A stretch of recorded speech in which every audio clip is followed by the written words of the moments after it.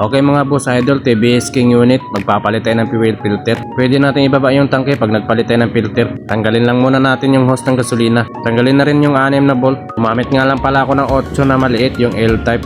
Pag natanggal na yung lahat ng bolt, pwede na natin labas yung fuel pump assembly. Kalasin na rin yung positive at negative na wire.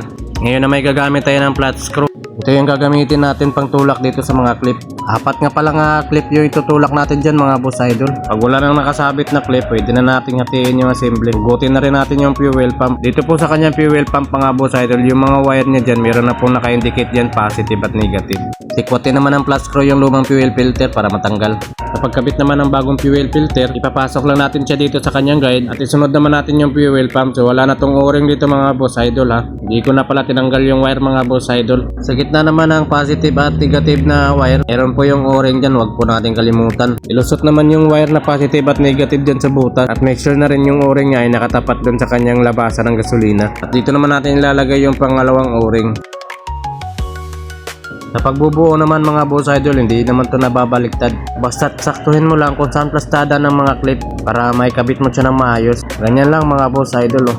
At pwede na natin ibalik yung positive at negative na wire. Ganyan po yung kanyang forma. Dito naman yung walang naka-indicate kung saan yung positive at negative. Pag okay na ang lahat, pwede na natin ibalik yung assembly. Ganyan lang po mga boss idol. Follow, like, and share na rin.